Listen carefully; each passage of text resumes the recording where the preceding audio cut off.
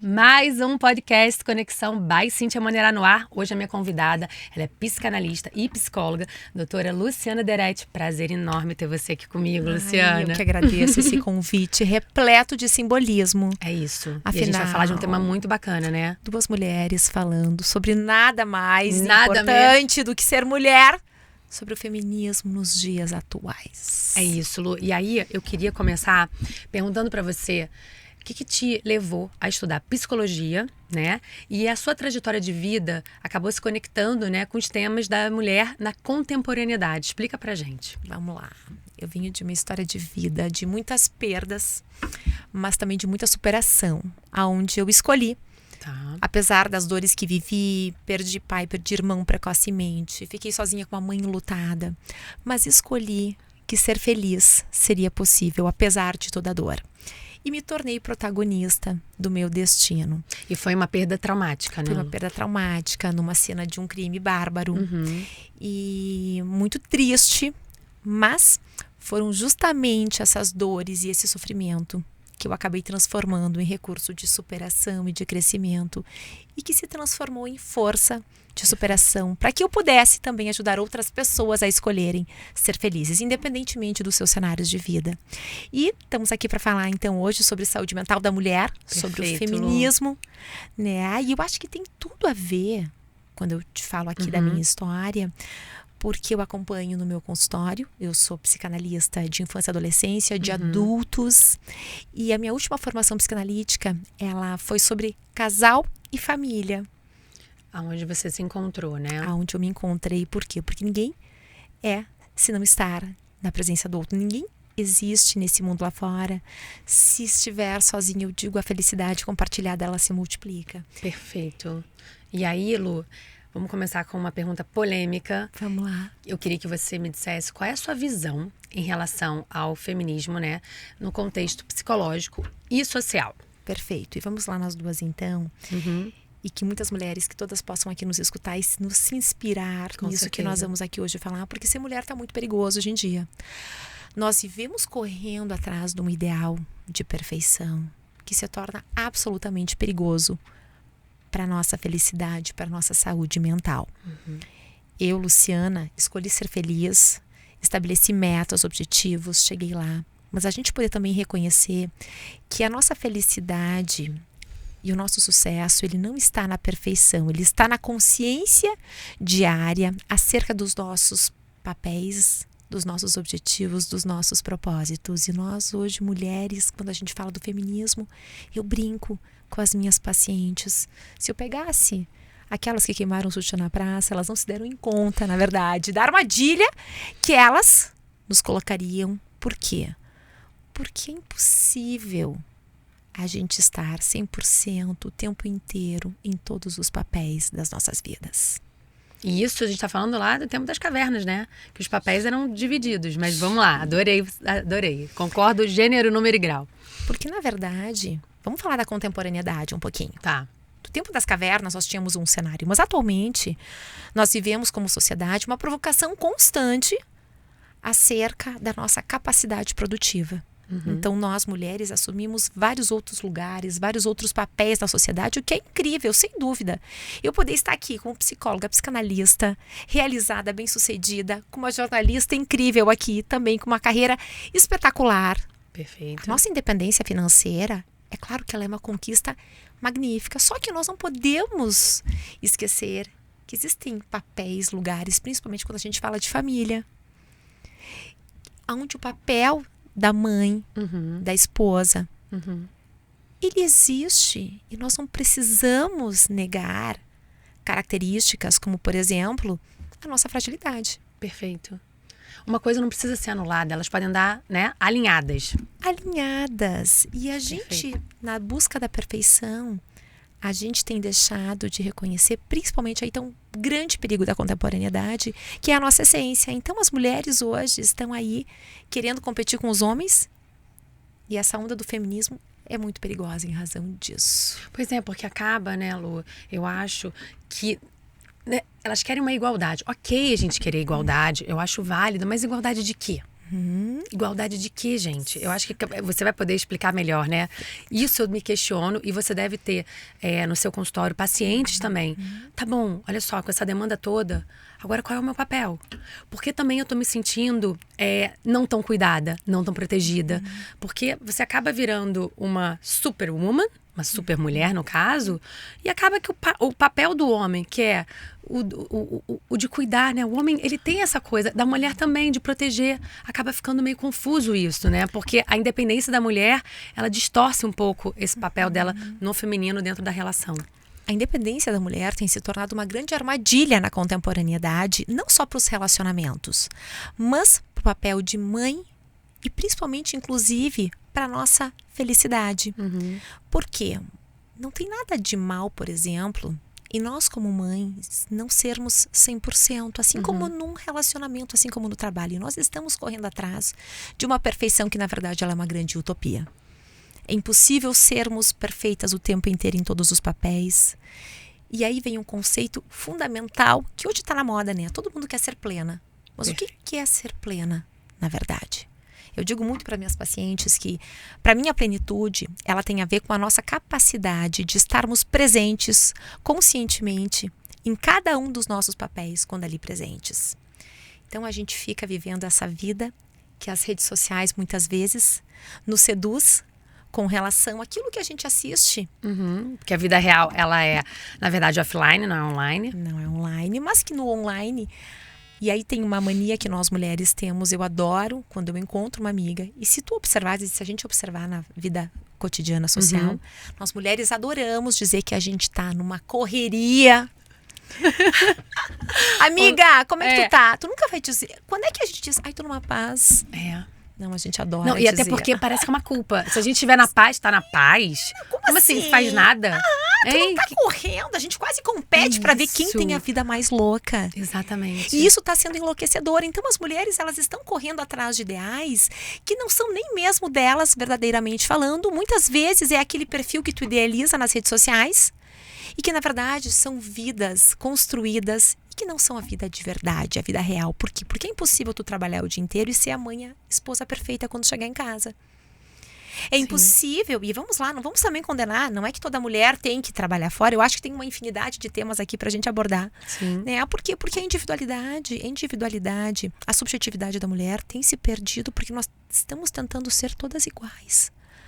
A melhor profissional, a melhor mãe, a melhor esposa, o corpo escultural.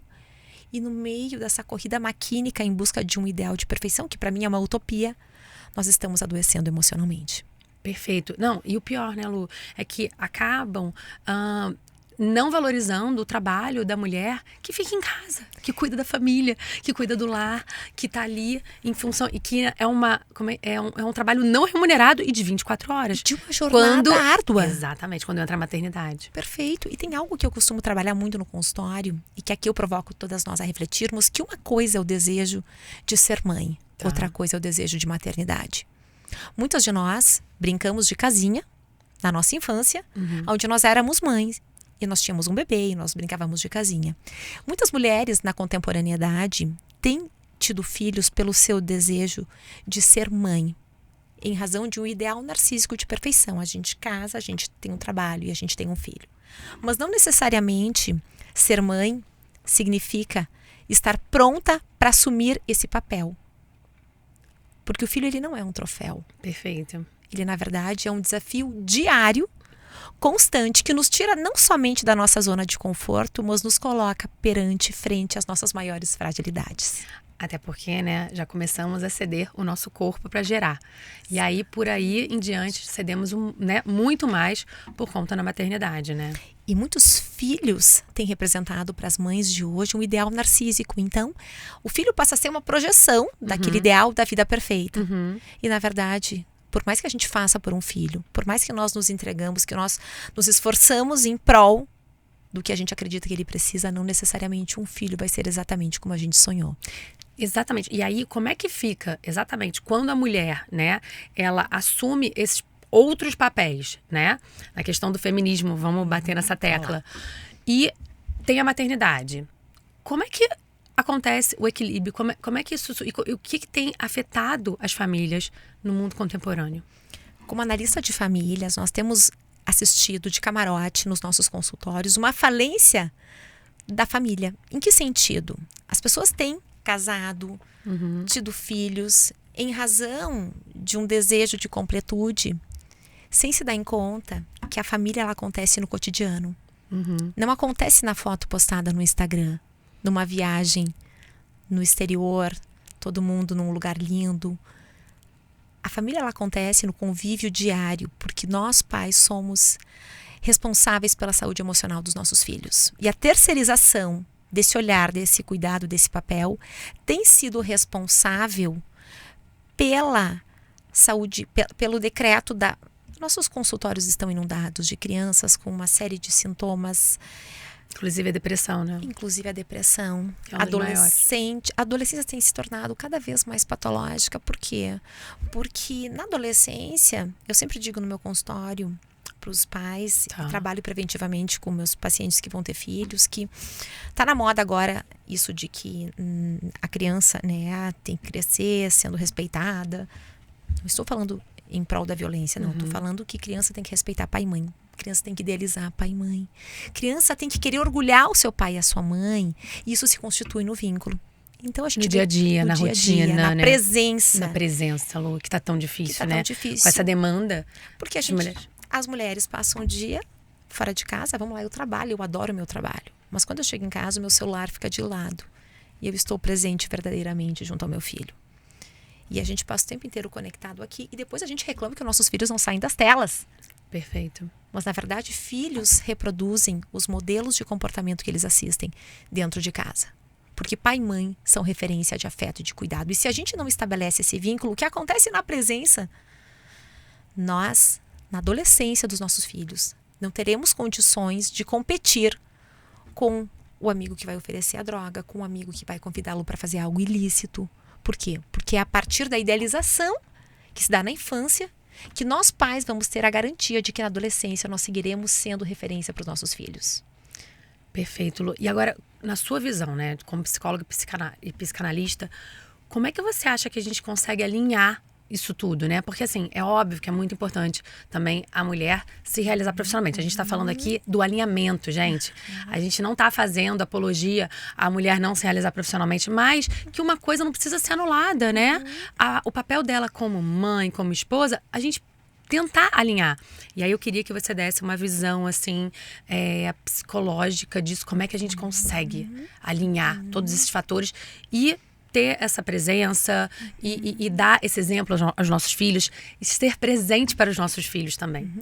E aí a gente volta então ao desejo de ter filho e ao desejo de ser mãe. Ser mãe é reconhecer que existe um tempo do desenvolvimento emocional dos nossos filhos, que a nossa presença ela é insubstituível. Eu não estou dizendo que a mulher não possa trabalhar, mas eu estou dizendo que talvez a mulher vai ter que eleger prioridades. Hoje eu estava com uma paciente atendendo da minha mentoria, que eu lancei, que é uma mentoria que justamente trabalha a equação dos múltiplos papéis, principalmente das mulheres. Por quê? Porque o homem, ele não se envolve, a grande maioria deles, em atividades do lar. Nós somos uma geração de mulheres, e quando eu digo que as feministas nos colocaram em meio a uma grande armadilha, porque os nossos maridos cresceram, a grande maioria deles, com mães que não trabalhavam fora. Então, eles estão casados com a gente e eles esperam de nós a representação de alguns papéis, de alguns lugares dentro de casa, que nós, mulheres, hoje não estamos mais receptivas a isso. Então, a gente começa a brigar por quem faz, por quem educa, por quem diz por filho, por quem coloca a dormir, porque hoje fui eu, amanhã vai ser tu, e a gente acaba, muitas vezes, deixando os nossos filhos desamparados. Então, a gente precisa estabelecer prioridades. Perfeito. E esta capacidade, ela tem absolutamente relação com a nossa consciência acerca do que nos faz feliz. E aí, Lu, eu acho que entra também a questão das empresas, né? Hoje em dia tem mulheres que são empreendedoras, então trabalham por conta própria, mas tem muitas que assumem cargos de lideranças em multinacionais, que a gente sabe que é aquela loucura de horário, não tem horário. Tem horário para entrar, mas não tem horário para sair, né? Até você estava me contando um episódio de uma paciente sua, né, que vive viajando, enfim. Como é que fica isso no olhar, né, da mulher? é uma culpa que ela adquire? Como é que você tem visto isso dentro do seu consultório?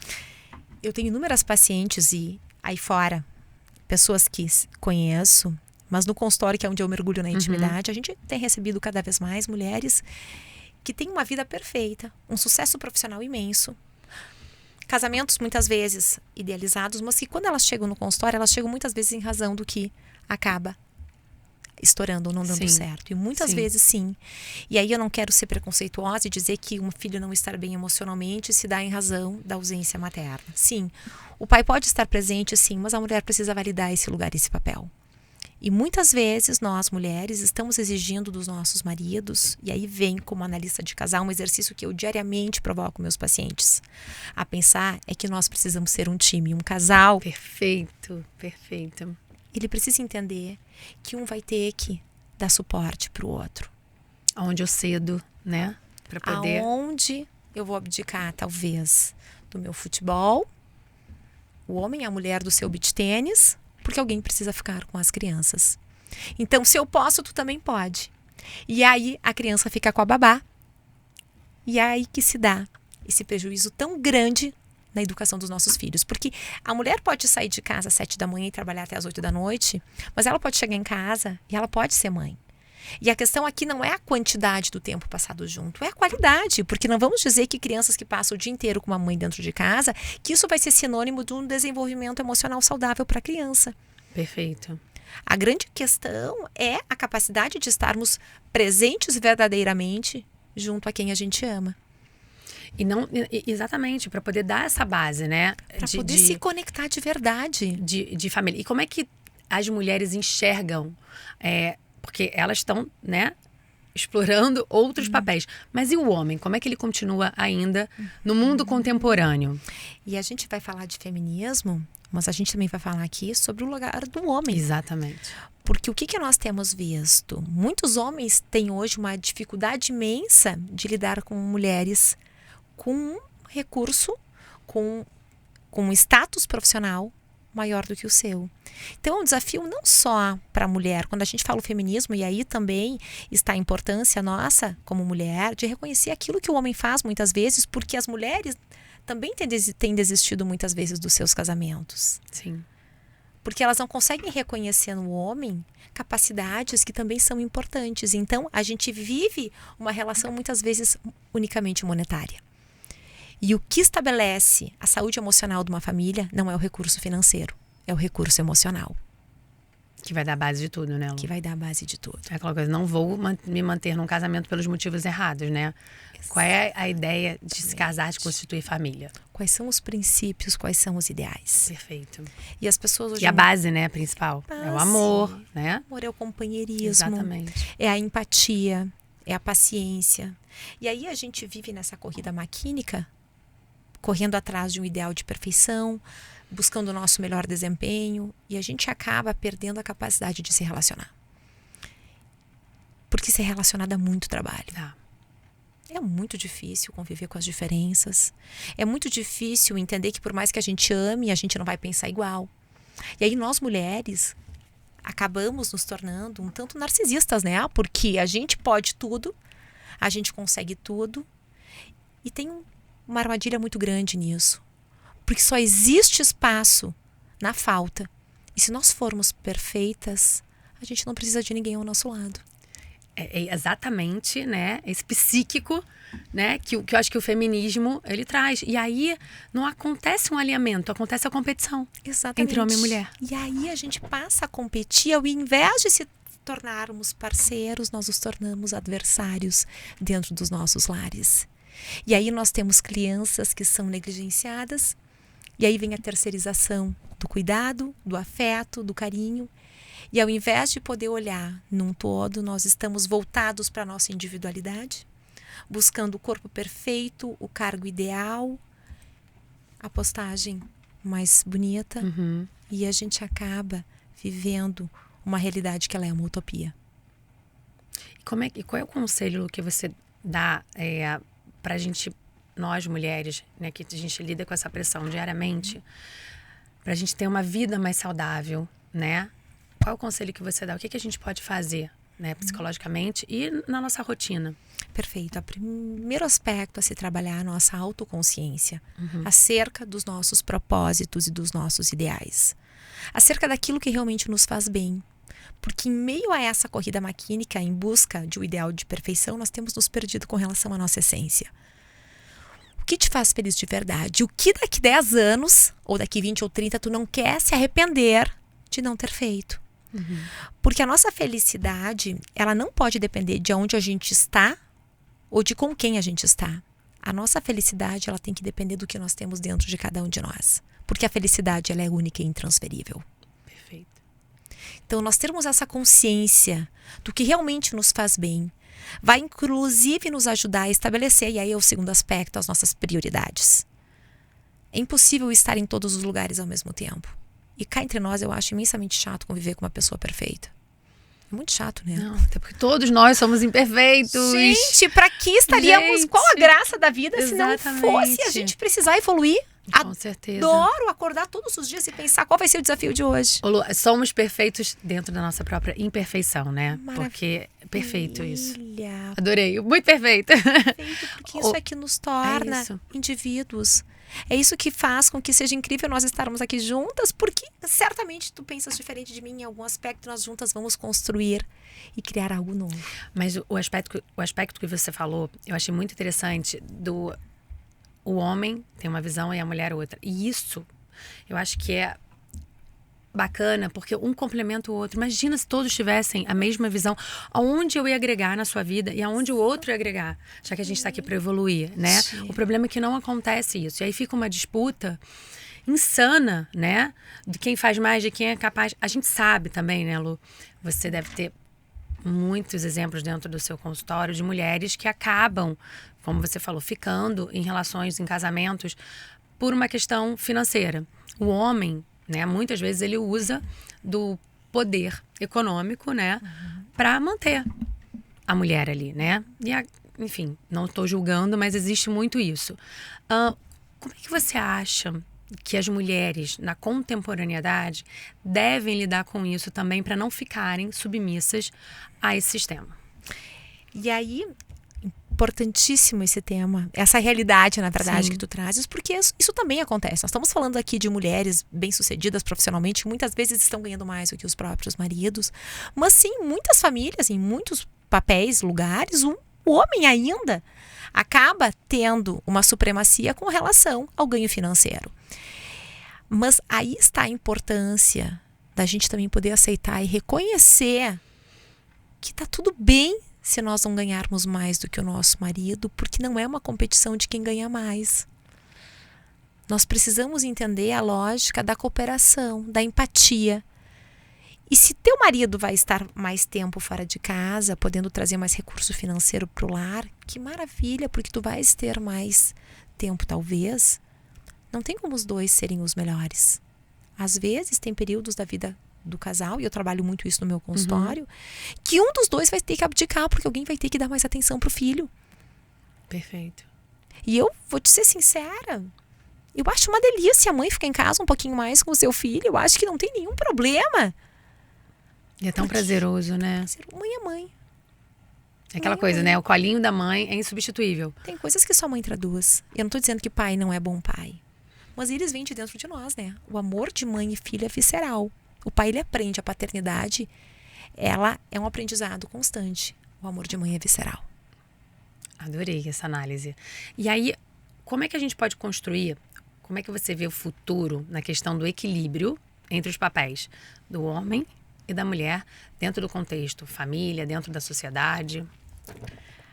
Nós falamos dentro dos nossos consultórios psi que o mundo atual tem nos enlouquecido. Porque nós vivemos uma massificação do pensar, do sentir e do viver. Todo mundo tem que ser igual. Todo mundo tem que fazer a mesma coisa. As mulheres estão todas quase num padrão estético, que é muito triste. Então, a gente poder entender que somos diferentes. No momento em que nós, homens e mulheres, pararmos de competir, que nós pudermos exercitar mais a empatia, né? Se colocar no lugar do outro, tentar entender aquilo que faz com que o outro não consiga ser exatamente como tu gostaria.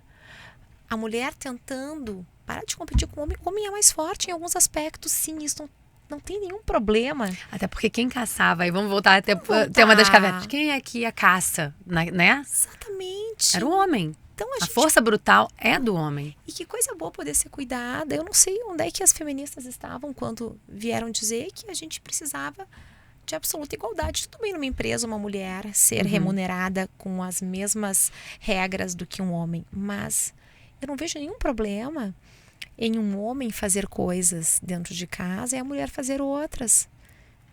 Dividir, né? Dividir. Fazer juntos. Mas se um fizer mais do que o outro, tá tudo bem. Porque a vida ela é feita de tempos e momentos. Perfeito. E a gente poder reconhecer essa incompletude e essa imperfeição, ela se torna protetiva. Seja para o nosso relacionamento conjugal, seja para a maternidade. Porque os pais têm adoecido também os seus filhos. E nós, mulheres, nós queremos que os nossos filhos sejam muitas vezes troféu, né? As mulheres competem entre si. O meu filho, uma roda de amigas lá, o meu filho faz a aula de natação, de vôlei, toca instrumento, foi convidado para, enfim, competições XYZ. E nós temos convivido com crianças no consultório que vivem uma rotina tão maquínica quanto os pais, que adoecem emocionalmente porque não tem tempo para brincar. Não tem tempo para ficar sem fazer nada. Não tem o ócio, né? Não que é importante. Não existe o ócio, porque o ócio é criativo. E aí é que vem esse espiral que você falou, né? A mulher naquela coisa, é até vergonhoso falar que eu estou numa correria. Quer dizer, que não estou numa correria. Exatamente. Porque a gente também não está conseguindo viver o ócio, que é tão importante. Essa quietude, né? O momento presente. Nós só podemos nos conectar ao que realmente importa se nós tivermos tempo para pensar sobre isso. E o tempo para pensar sobre isso se dá na capacidade de ficar só, na capacidade de ficar sem fazer nada, que hoje em dia é quase vergonhoso. Então, a gente poder exercitar essa consciência e olhar para a nossa vida entendendo que existem momentos em que a gente não precisa ser produtivo, porque a verdadeira produtividade, ela também se dá na autoconsciência, na conexão com a gente mesmo, com nossos propósitos, poder refletir sobre o que nos faz bem, sobre o que a gente quer deixar no mundo lá fora com relação à nossa marca nesse universo. Seja no coração das pessoas, seja na sociedade, ou seja com relação àquilo que a gente faz que deve estar absolutamente em acordo com a nossa consciência. Qual o legado que você quer deixar, né? Qual o legado que você quer deixar? Que não pode ser o legado que as feministas lá colocaram dentro de nós. Nós mulheres somos diferentes, uma da outra. E é aí que está o encanto da relação, da maternidade. Porque cada filho, por exemplo, às vezes minhas pacientes grávidas me dizem assim, Lu, me indica um livro. E eu digo, não, eu não vou te indicar um livro, porque não existe manual de como ser mãe. Nenhuma mãe vai ser igual a outra, porque nenhum filho é igual ao outro. E a gente poder reconhecer essa diferença e aceitá-la, certamente se torna muito protetivo para a saúde emocional da gente e de quem a gente ama. E educar é uma arte, né? A arte cotidiana. Eu acho que é uma das coisas mais complexas, né? E árduas da nossa vida.